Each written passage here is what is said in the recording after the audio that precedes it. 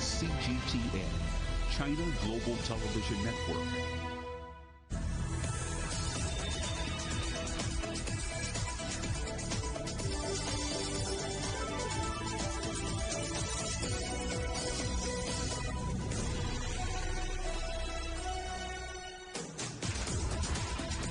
Hello and welcome to Global Business Europe, live from CGTN in London. I'm Jamie Owen. And I'm Robin Dwyer. Our top stories. Caught in the app. 800 suspected criminals arrested in a global operation after using a messaging service run by the FBI.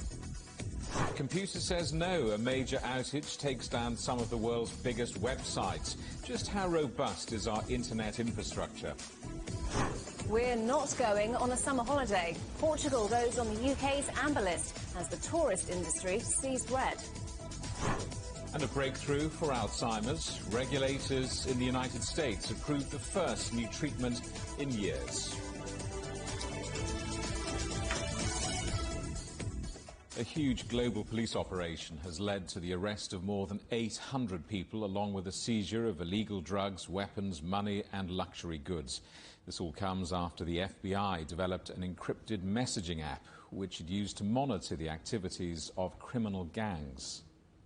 Police from 16 countries were involved in what Europol has called the biggest ever law enforcement operation against encrypted communication. Let's talk now to Tony Waterman, who is in Brussels for us. So, Tony, this was a massive operation coordinated across many countries. How did they pull it off?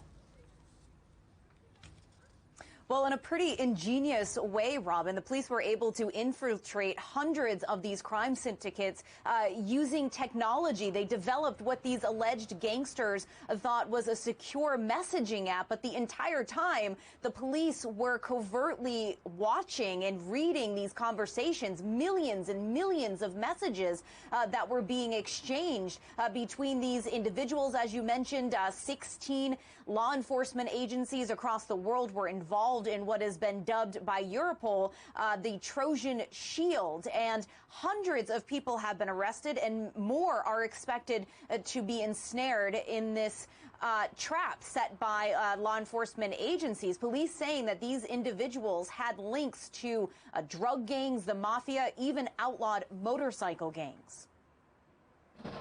It can often feel like it's the criminals who are one step ahead of law enforcement.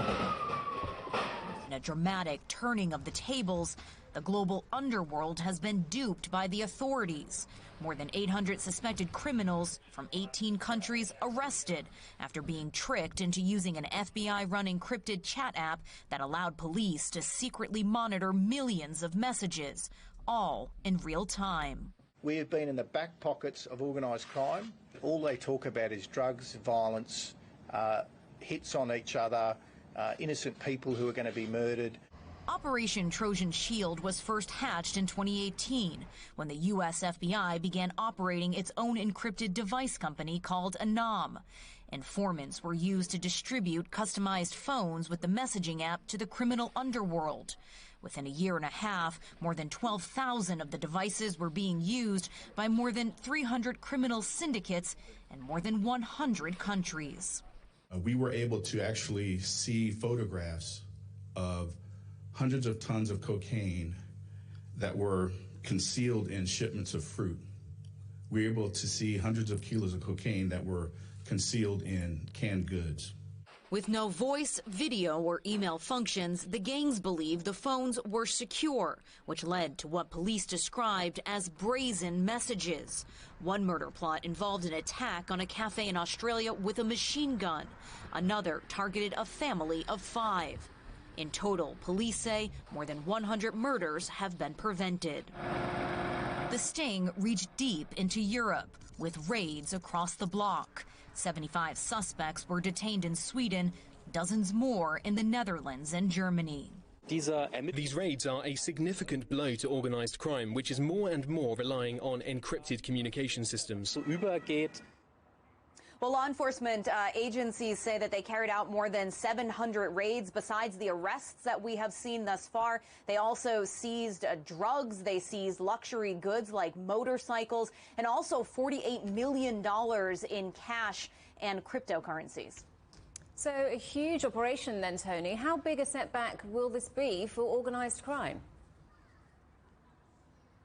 Well, this is just going to be one less way that these individuals will be able to communicate. This is, of course, much different than police or law enforcement having to go in and set bugs to tap phones or listen into conversations. This is these encrypted messaging apps over the years have really become a crucial tool for these alleged criminals who think that they can evade law enforcement but remain global, that their messages aren't being watched. So this is just one less way they're going to be able to do that. And in fact, in the last year, 2 other encrypted apps services have been dismantled by law enforcement here in Europe. This has led to other arrests, and law enforcement saying that they're able to gather some invaluable insight into the operations of these crime networks, being able to see just how much communication is taking place. In this particular operation, 27 million messages were sent and read. So you can just see the amount of communication that is taking place in the criminal underworld. Tony, good to talk to you. Tony Waterman there in Brussels. A massive internet outage has taken down some of the world's top news and government websites in Europe and the United States. Fastly, a content delivery network, reported disruption across its network at around 11 in the morning in the UK, removing access to sites including the BBC, Bloomberg, the New York Times and Le Monde. The episode has raised big questions about the internet's dependence on a small number of tech companies. We're live now to New York and our correspondent John Terrett. John, good to see you. It's still early in the saga, but the implications of this are huge, aren't they, with big firms hit like Amazon and Etsy? Oh, my goodness, that is an understatement, Jamie. Really, the ramifications of this are absolutely enormous. I mean, some of the world's most visited websites were down for many minutes, and some of them for hours, and we simply don't know what the cost will be to these companies in lost revenue because the sites were down and people all over the world, although I think particularly in Europe and in North America, could not access them to buy things and stuff like that. And of course there are questions about who will pay for that ultimately.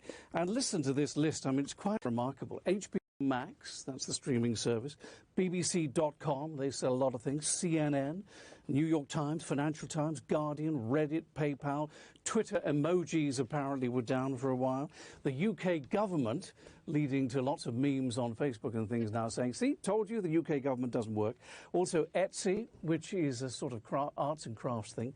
And of course, Amazon.com, you know, one of the world's biggest e-tailers, most extraordinary in many ways. I think it shows us all how vulnerable the companies are, how reliant we are on these organizations now, and how lost we are when we go to the website and we see a message that is not the website that we expect. And as you rightly say, it also raises questions about how is it possible that so much content and so much commerce is in the hands of a relatively small number of companies like Fastly. Jamie? John, what do we know about exactly what happened? Well, we think we know. We're not actually sure, but I think Fastly has been relatively open with us. Fastly is based in San Francisco, trades here at the New York Stock Exchange these days. They run what they call an edge cloud business, which basically is that they take these other companies that I've just listed, websites, and then they make them faster. You know, the site is faster and the response and everything you do within the site is faster because of Fastly, hence the name. Now, pretty much we think somebody had a very bad night on the night shift last night over in San Francisco because it looks as if it was a misconfiguration rather than any kind of hack. It happened at about 10 GMT on Tuesday. If you went to these websites, you saw a 503 error message, which simply means that the site can't load properly. Within a relatively short period, Fastly was putting up messages and sending out tweets saying these sites are coming back fairly quickly. And Fastly's share price today is up almost 5%. And I think that is probably because they did respond very, very quickly. I mean, it's a big issue, but they did deal with it very swiftly. After the Colonial Pipeline ransomware attack in the United States, even if this wasn't a malicious attack, The whole episode is going to be causing jitters at the top of many tech firms, isn't it? Yeah, and you're right about that, you know, and these jitters exist anyway, even before what happened today, not least of all because of the Colonial Pipeline, which we saw a couple of weeks ago that was hacked by the dark side. And as you know, that thing runs all the way from Texas up here to the northeast and carries a huge percentage of the northeast's fuel, and it was closed down completely by hackers. And of course, there are multiple other examples that we have going on. The good news on that, though, is that the authorities managed to recover 2.3 million of the 4.3 million that was paid in ransom. And that, even though it was paid in cryptocurrency, which is not supposed to be traceable, they did trace it. They got it back, and they've also got the key. Now, I actually don't know what the key is, but it sounds very impressive, and people here are rather pleased about it. And, of course, it's a significant blow to the dark side, which is, we are told, a Russia or a former Soviet Union-based organization that successfully hacked the Colonial Pipeline and caused so much disruption here when people couldn't get hold of fuel. Jamie and Robin? John, good to see you. John Terrett there for us live in New York. Japan's economy shrank in the first 3 months of the year, but by less than feared. Overall GDP contracted by 3.9% in the first quarter. That's ahead of initial estimates of over 5%. The figures have eased concerns that the world's third largest economy may be facing a double-dip recession. Tesla sold more than 33,000 Chinese-made electric cars in May, a 29% jump from April. The China Passenger Car Association said new electric vehicle sales were up 177% on the previous year. Tesla's Model 3 sedan was the best seller, with nearly a third of total sales coming from Tesla China. US-based tech giant Nvidia has submitted an application to Chinese regulators for approval to acquire UK chip maker ARM. ARM's chip designs are licensed through a joint venture in China, giving Chinese authorities the right to review the proposed $40 billion takeover. Although the merger has met with some objections from within China, Nvidia's chief executive said he is confident the deal can be done. The EU Chamber of Commerce in China has released its latest business confidence survey, with more than half of companies asked saying their pre-tax earnings in China were currently higher than anywhere else in the world. Members also reported feeling positive about China's faster-than-expected economic recovery. You're watching CGTN, still ahead on Global Business Europe. Chancellor Merkel and her finance minister are criticised for their part in the Wirecard financial scandal, the verdict of a German inquiry.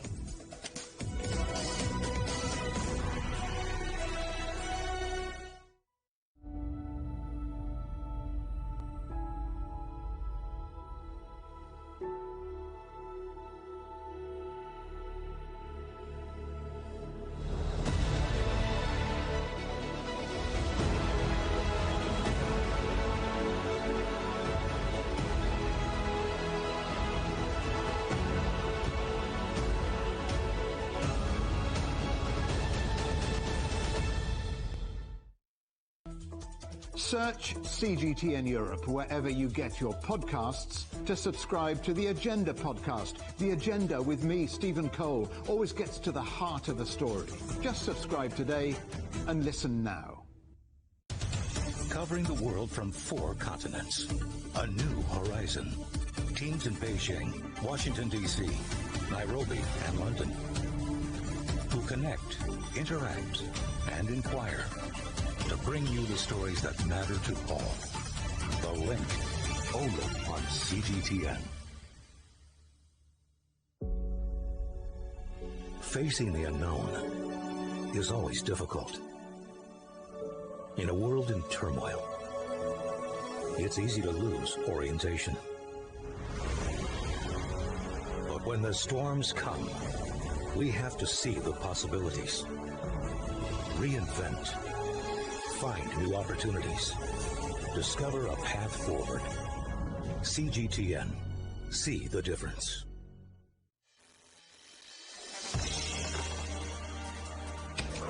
The world has changed under the pressure of the pandemic. For many of us, life is returning to some kind of normal.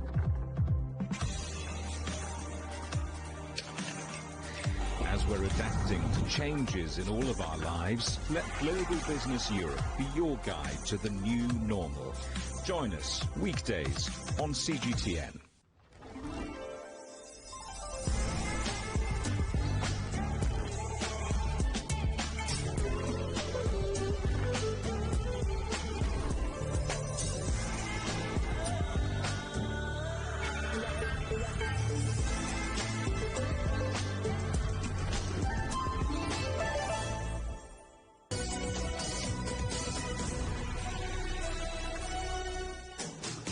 Hello, welcome back to Global Business Europe. Thousands of British holidaymakers have flown back to the UK from Portugal just hours before new quarantine rules came into force. Portugal was put on the UK government's amber list of countries, with the changes coming into force early on Tuesday. The sudden departure of British tourists comes as a huge blow to the country's vital travel industry. Mia Alberti reports. It is unusual to see Lisbon this empty this time of year. British tourists make up the largest tourism market in Portugal, representing 20% of all visitors. That means that this year alone, Portugal might lose $4 billion in revenue. And in downtown Lisbon, business owners are already feeling the impact. We're seeing a break of around 50% compared to previous years. It doesn't make any sense. I think this is a tantrum, a diplomatic spat. There was no reason for this, and they know they are hurting our economy. We're worried just like everyone else. They came here for the Champions League, which was bad, and now we are paying the price. The British tourists are not my main clients, so it might not impact me that much. But of course, with the lack of tourism, even if one or two markets are missing, we feel that impact quite a lot. The Portuguese government has called the UK's decision as irrational. Portugal has seen some increase in cases of COVID-19, but the government says that everything is under control, and in fact, they have announced they will ease more restrictions in mid-June. Tourism authorities here in Portugal are hopeful that the UK will put Portugal back in its green travel list by the end of June, when it's due to be reviewed in London. However, some are already concerned that this back and forth might deter British holidaymakers from choosing Portugal in the near future, with the fear of putting their vacations at risk. Mia Alberti, CGTN in Lisbon. So as we've been hearing, as Portugal misses the company and income from British tourists are missing their summer holidays to foreign destinations. Let's talk to our correspondent Andrew Wilson in Oxford. Andrew, clear anger from the UK side, Brits reluctantly returning home.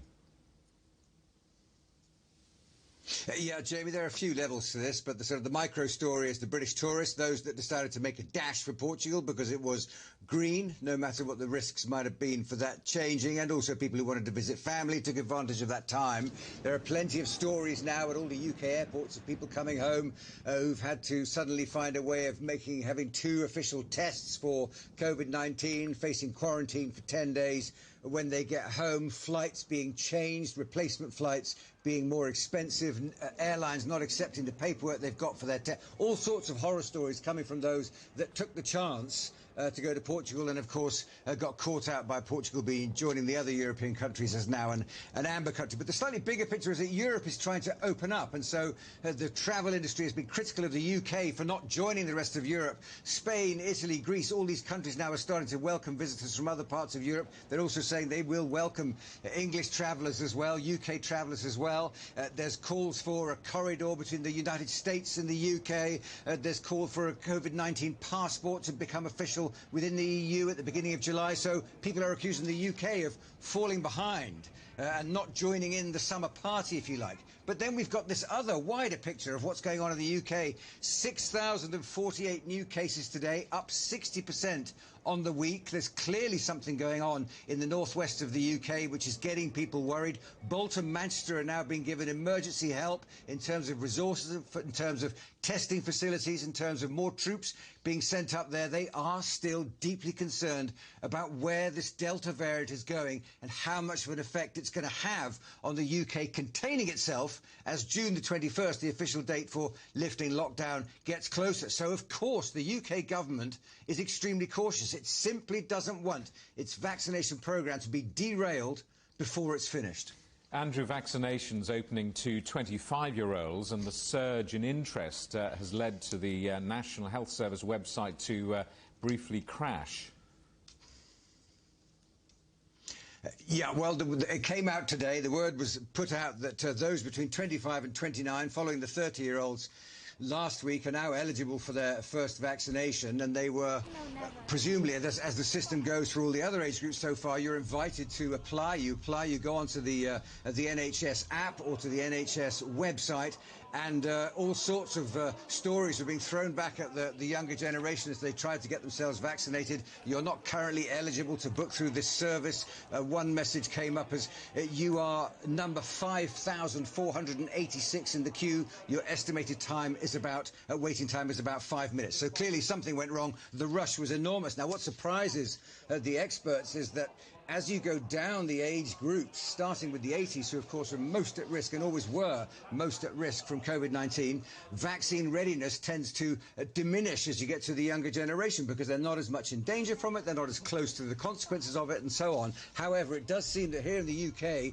this reputation, this track record for all generations being enthusiastic about having their COVID-19 vaccination, whether it's AstraZeneca or Pfizer, seems to run all the way down to the people in their mid to late 20s. So ministers will be buoyed by that bit of news. I think also the medical systems are now running a bit more smoothly after that initial rush. Andrew Wilson in Oxford, thank you very much. World leaders are preparing for what many say will be the most important G7 meeting in history. This week's gathering will be the first of its kind since the pandemic. It comes as the World Bank says the global economy is expected to grow by 5.6% in 2021, the fastest post-recession pace in 80 years. But like the uneven impact of the pandemic itself, the rate of economic recovery is uneven too. Low-income economies are forecast to expand by 2.9% in 2021 before picking up to 4.7% next year. By comparison, major economies like the United States are showing strong rebounds. The US growth rate's projected to reach 6.8% this year, largely due to the easing of pandemic restrictions. And among emerging markets and developing economies, China is anticipated to rebound to 8.5% this year, reflecting the release of pent-up demand. Francisco Onsores is the manager of the Development Prospects Group at the World Bank. Good to see you. Welcome to the programme. How would you describe the way the world's economic recovery is going? It's a very unusually strong recovery. With 5.6% growth this year, the global economy is in its strongest rebound from any global recession over the past 80 years. The strongest, but also the most uneven. So it looks almost like a two-speed recovery. And in particular, it leaves behind the poorest countries, low-income countries where 40% of the global extreme poor live. So for the past decade, this group of countries has been catching up with advanced economy per capita incomes. We expect that for the next 3 years, instead of catching up, they will be falling behind at the pace of almost 2% every year on average. And where and how is that inequality that you've described felt most acutely, and why is that problematic? These countries that are struggling are especially the poorer countries. And there's a number of reasons. One reason is, of course, the pandemic and the uneven vaccine rollout to end the pandemic. If you compare, for example, the advanced economies with low-income countries, advanced economies have administered about 50 vaccine doses per 100 people. Low-income countries have vaccinated 0.3% of their populations. That is one challenge. The other challenge has been a number of unrelated shocks, unrelated to pandemic, conflict, weather events, and they have not been able to put in place large-scale fiscal and monetary policy support that other countries have been able to put into place. So vaccine deployment is absolutely essential in this story, isn't it? Vaccine deployment is critical, and many of these countries will need the help of advanced economies to deliver, to really roll out the vaccine deployment, but also the recovery, to broaden the recovery to everyone. Given the huge central government support measures that we've seen in every part of the world, funded, of course, by debt, taking on debt, How worried are you, and how worried should we all be about gathering inflation? It's an excellent question. So some pickup in inflation was to be expected. That's just what happens after global recessions. But this particular pickup in global inflation over the past year has been the fastest and the soonest, the earliest, of any of the global recessions or the recoveries after global recessions for as long as our data goes back, for five decades. And it, by our estimates, it's not yet over. We expect that in 2021, inflation will be globally somewhere between 1 and 1.5 percentage points higher than last year. Now, should you be worried? Not necessarily, provided this increase is temporary and inflation expectations are well anchored. But in some emerging markets and developing economies with high debt, there is an additional concern, and that is that advanced economy inflation expectations rise. And that triggers investors then to become worried about inflation and raise risk premium. And that will increase the borrowing cost when these countries need to roll over their large and record high stocks of debt. Francisco Outage at the World Bank in Washington, thank you very much indeed for talking to us.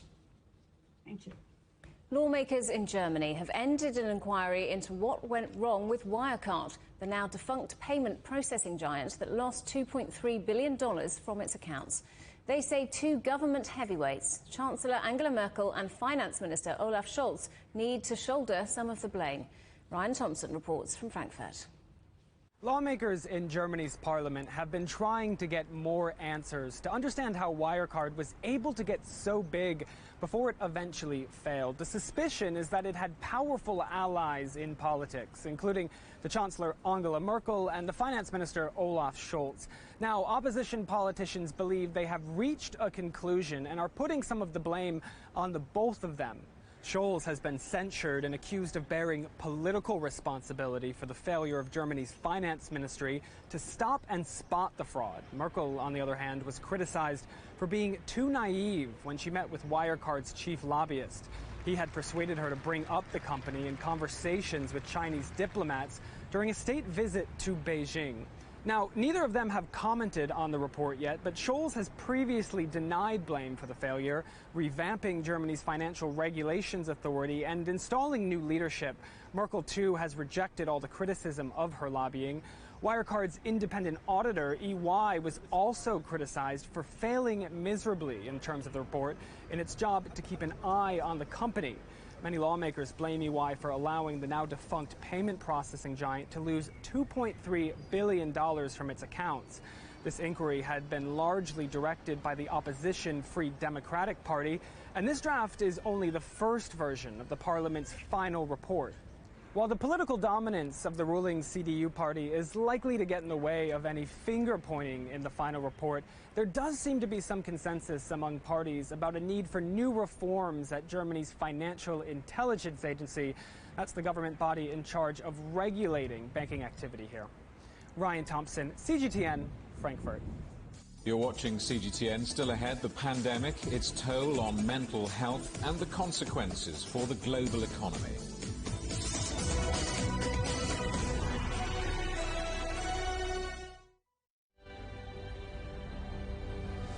More than 100,000 people in Italy have now died from COVID-19. The vaccination programme offers some hope for the future, but intensive care units are near capacity.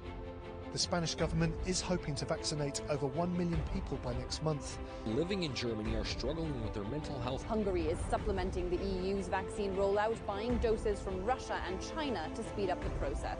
4 million people have tested positive in France. After a grim winter, the promise of a spring bloom that could mean freedom for millions.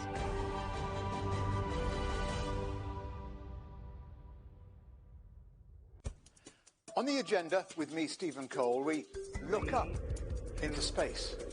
We look down into data. We look at debt.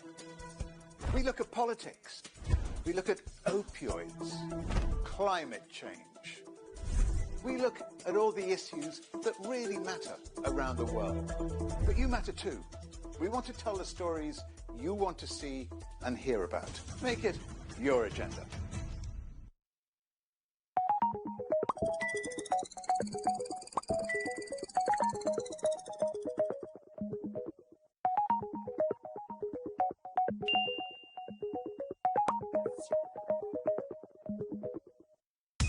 Roger, that's clear.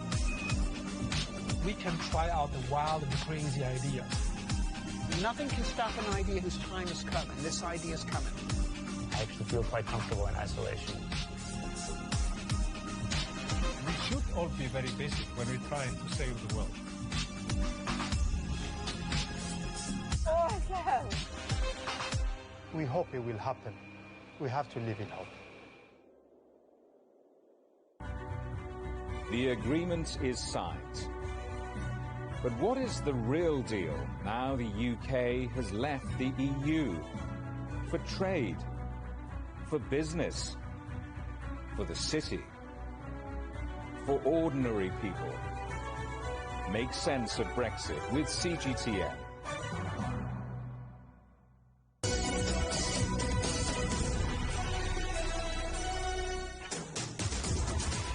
Welcome back to Global Business Europe with Jamie Owen and Robin Dwyer. Our top stories. 800 suspected criminals arrested, drugs and weapons seized in a global sting operation involving a messaging app run by the FBI. Our other headlines: a major outage takes down some of the world's biggest websites. Cloud computing company Fastly says it's behind the problems. And both tourists and tourism bosses see red as Portugal gets placed on the amber list of destinations for UK holidaymakers. The first new treatment for Alzheimer's in nearly 20 years has been approved by regulators in the United States, paving the way for its use in other parts of the world. It works by targeting the underlying causes of the illness rather than its symptoms. Despite extensive trials, however, researchers remain divided on its benefits. Let's talk now to David Thomas, who is Head of Policy at the charity Alzheimer's Research UK. Great to have you with us on the programme. So is this news as good as it sounds? Just how much of a breakthrough does it represent? So this is a landmark moment in Alzheimer's. There have been no new treatments in this area for nearly 20 years. And this is the first treatment that has been shown to actually tackle the disease itself rather than just treating the symptoms. So it's a really, it is an important moment and certainly a breakthrough. And I think it's very much a first step.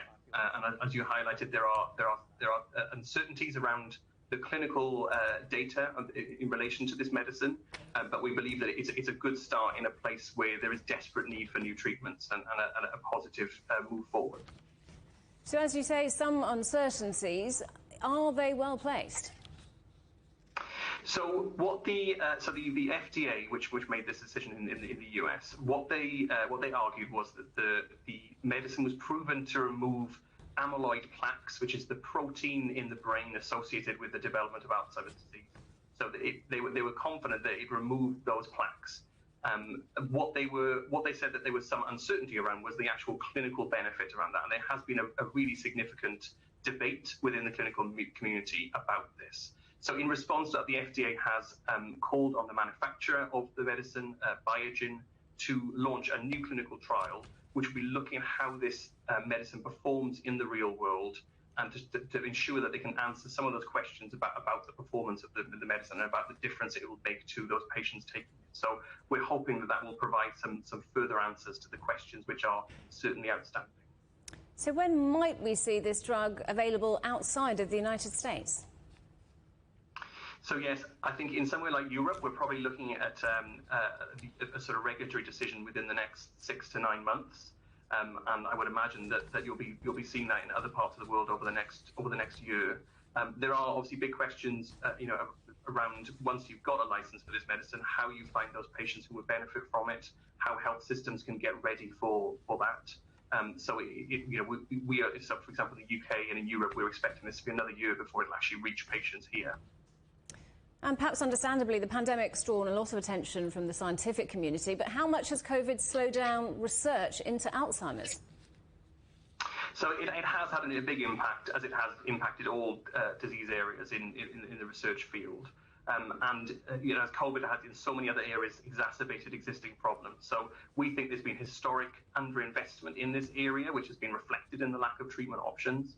And COVID has only accelerated that process. So, both in terms of the funding being reduced, in terms of the priority for governments and for funders being around understandably, around responding to COVID, but also on the pressures that COVID has put on health systems and practical issues like actually participants in clinical trials being able to come into hospitals during a pandemic to be part of that trial. So it's raised a whole host of practical issues. I mean, we are hoping, obviously that it varies across the globe in terms of how significant COVID is impacting right now. We're hoping things will start to return to normal, but we are calling on governments to make sure that they continue to prioritise dementia and that they put investment into research in this area to make sure we get back to where we need to be, and that we see a range of treatments, because aducanumab this medicine is one treatment, it's a start, but we need to see a range of treatments for all types of dementia entering the market. And so that's where we need to keep up that investment and create further momentum globally. But a cautious celebration of what is a landmark moment. David Thomas from Alzheimer's Research UK, thanks very much indeed for joining us. Well, the pandemic has led to a dramatic rise in mental health issues among the young, the unemployed and those who face new financial insecurities. That's according to the Organisation for Economic Cooperation and Development. It says the social and economic costs of mental ill health and care is a long neglected and underfunded area. Here's Juliet Mann. Juliet. Thanks, Jamie. Well, on average, half of all people experience a mental health condition at some point in their life. And that can make it harder to stay in school or employment, harder to work effectively and harder to stay in good physical health. Add a global pandemic into the mix, and the OECD says now more than ever it's important for countries to make sure their mental health systems perform well to help their economies perform well. It says that treatment costs plus associated lower rates of employment and work productivity could add up to 4.2% of GDP. The OECD's zoned in on various indicators to take stock of how to measure mental health system performance. And an important one is about the hospital experience. But nearly 20% of people with a mental health condition said they were not treated with respect and courtesy during their stay.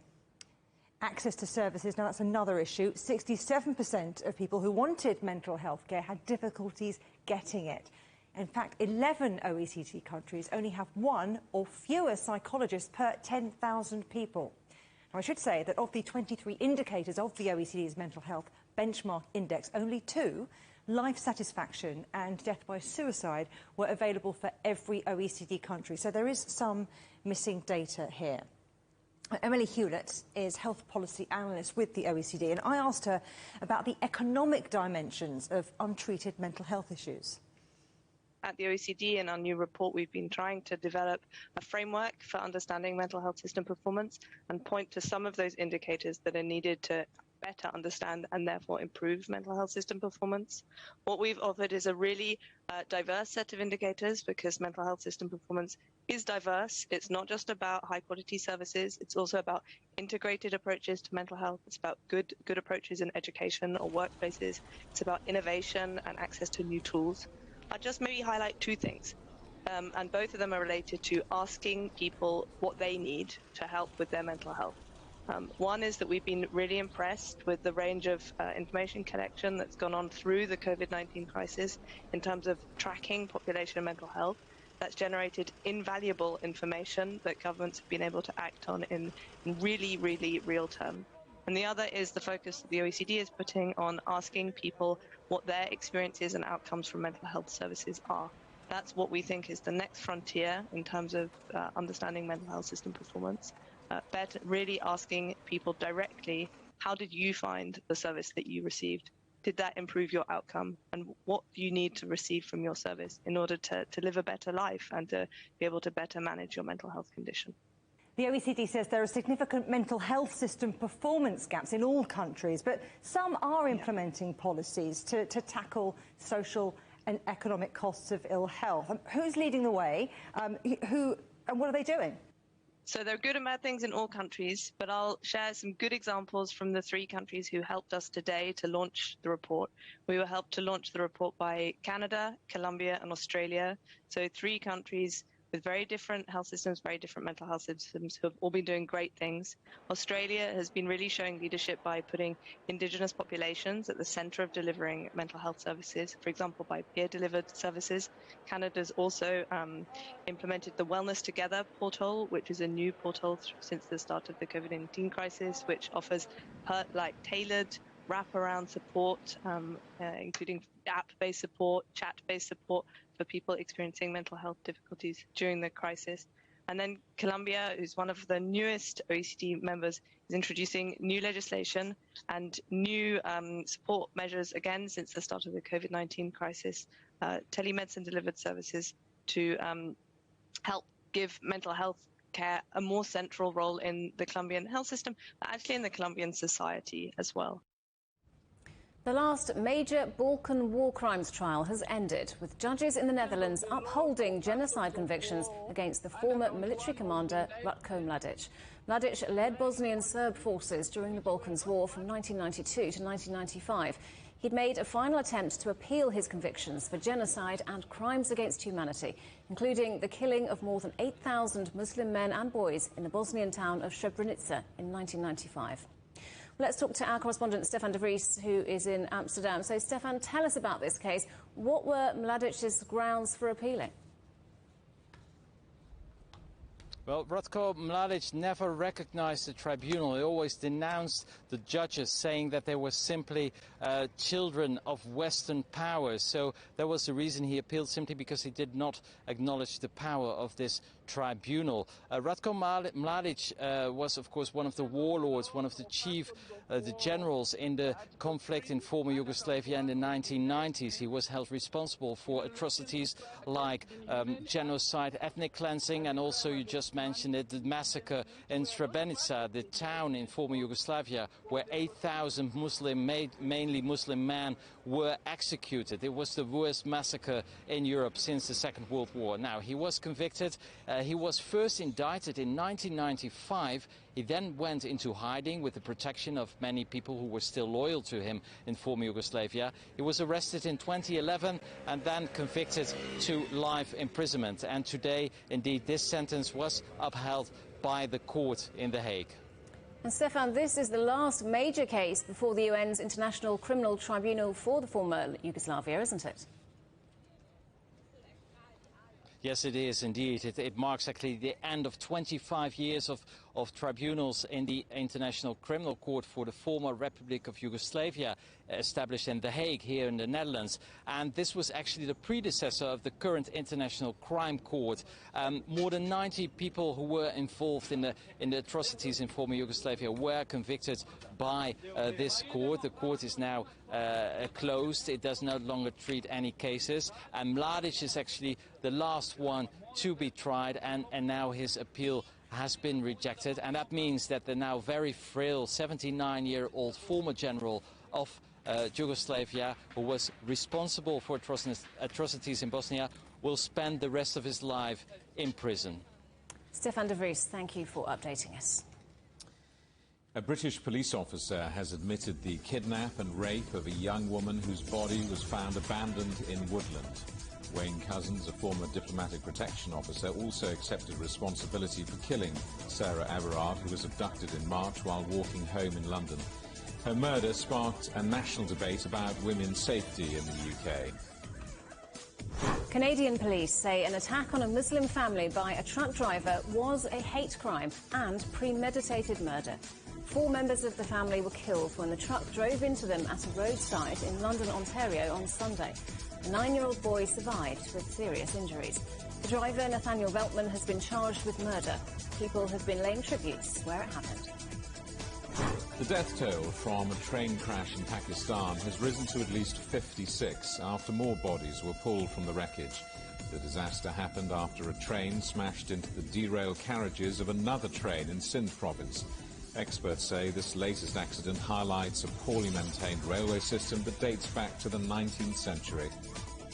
Burkina Faso's Prime Minister has visited an area in the north that suffered the country's worst attack in years.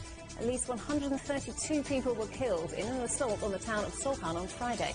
40 people were injured. No group has claimed responsibility, but Islamist attacks are becoming increasingly common in the country. Chinese Foreign Minister Wang Yi has hosted his 5 ASEAN counterparts to discuss river-based cooperation amid the pandemic. The ministers from the Southeast Asian nations reaffirmed their commitment to the Lancang-Mekong cooperation, a multilateral format to deepen cooperation. They also agreed to strengthen cooperation in fighting the pandemic and enhancing the governance of the waterway. DPRK leader Kim Jong-un has unveiled plans to boost the country's economy in response to the COVID pandemic. Domestic news services report that proposals have been presented to senior ruling party officials ahead of a meeting next week. While no details have been given, the leader says he's aiming to bring about tangible change to the economy and people's living conditions. And French President Emmanuel Macron has been slapped as he went to meet crowds during a walkabout in France. His assailant was quickly pulled to the ground by security guards. 2 people were later arrested. Macron is on a 2-month nationwide tour, widely seen as the start of his re-election campaign ahead of next year's presidential vote. The Chinese President Xi Jinping has sent a congratulatory letter to the China Central and Eastern European Countries Expo, which is underway. President Xi said the event provides a big boost when it comes to European exports to the Chinese market, as well as in the fight against COVID. CGTN's Wu Lei reports.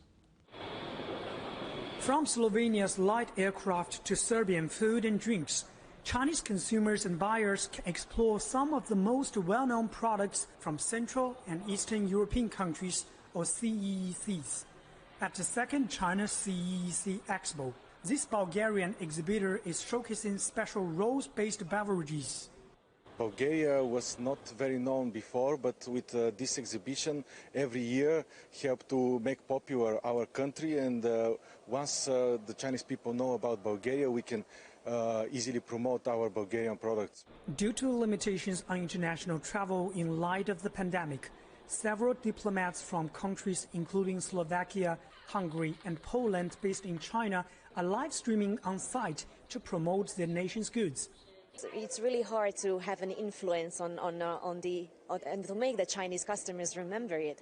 So I hope that like by giving values, and showing a bit much more about our culture, we can make a change with that. Serbia and the Czech Republic are guests of honor at this expo.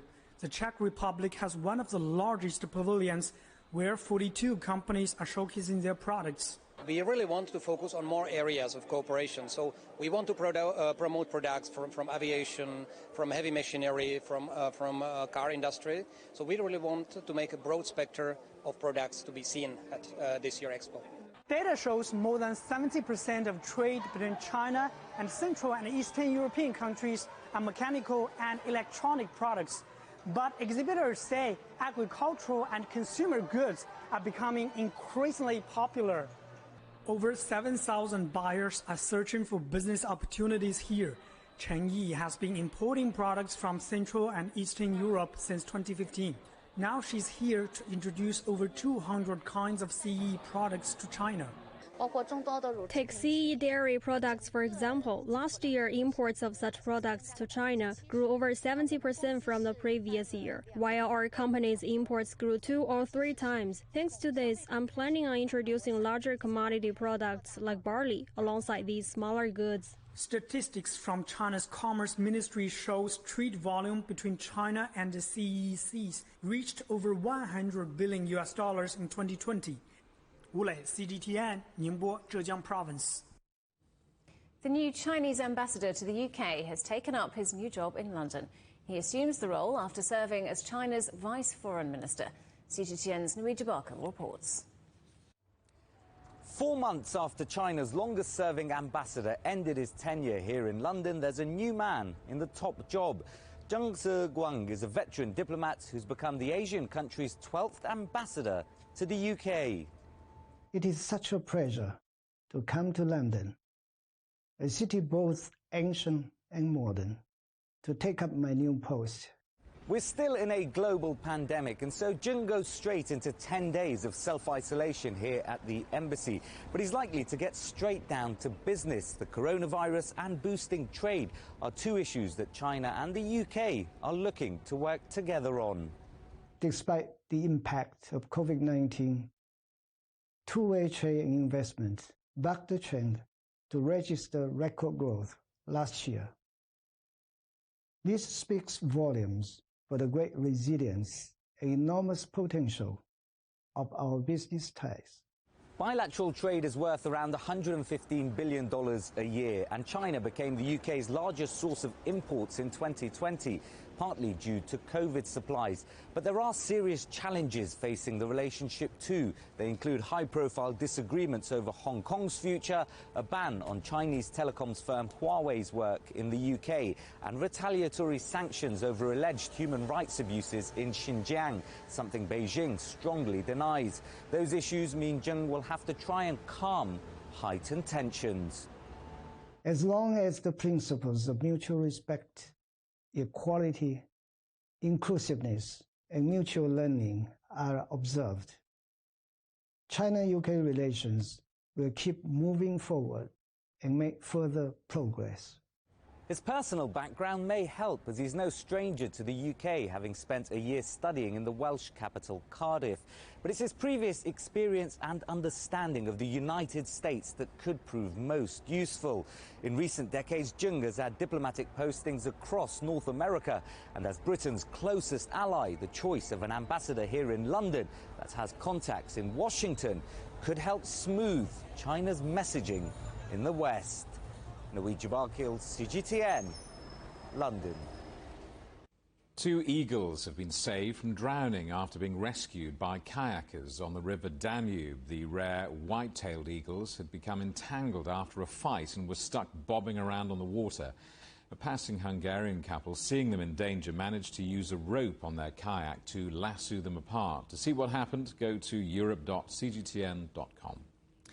And don't forget, CGTN is available to watch for free on all of the major digital platforms, on Smart TV or online at Roku, Apple TV, Amazon Fire and Android TV, YouTube and Dailymotion, CGTN.com and the CGTN app. You're watching CGTN. Still ahead, one of the biggest in the world, the colossal dinosaur discovery in Australia.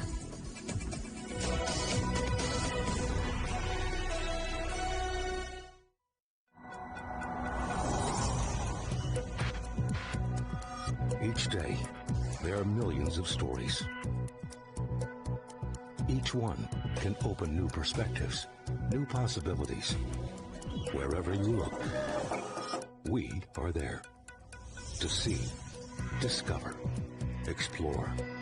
We put the pieces together to find what really matters to you, all around the world, all around the clock.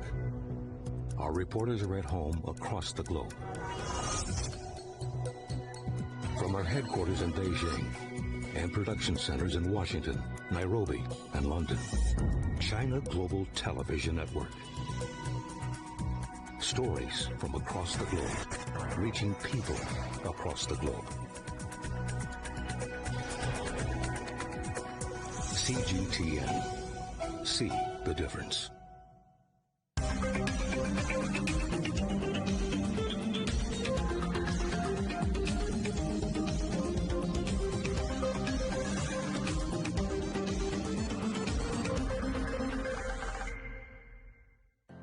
Murray, what would you say is a good question? Stephen, I'd say it's one where there's always more than one answer. The Answers Project is a new podcast series from CGTN Europe. With me, Stephen Cole. And me, Mari Beveridge. In each episode, we'll take a complex question. And with the help of some of the world's foremost experts, shine light on some of the answers. So join us for The Answers Project. Available wherever you get your podcasts.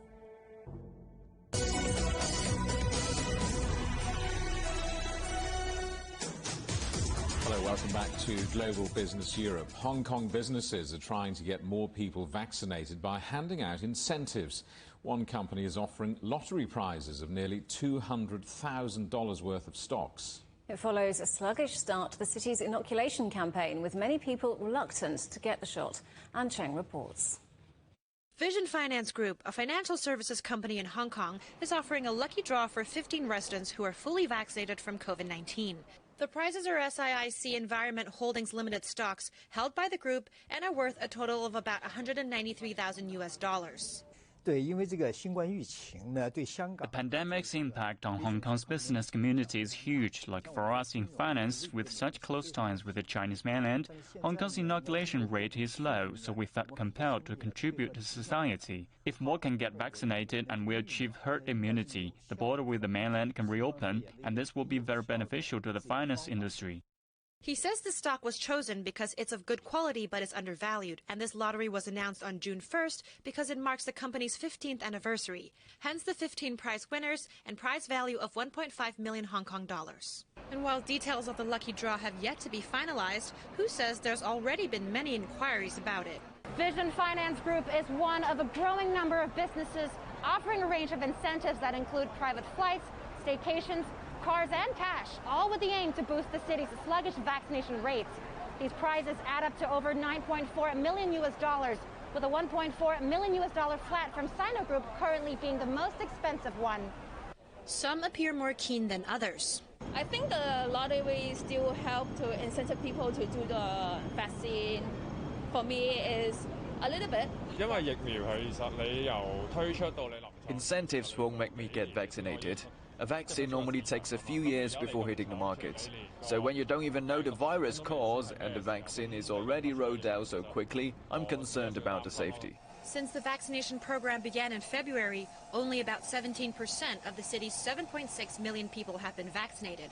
But the total daily vaccination count jumped up 38.5% to about 36,000 from May 27th to June 3rd, when all the lotteries started getting announced. The government aims to hit a 70% inoculation rate to achieve herd immunity by September.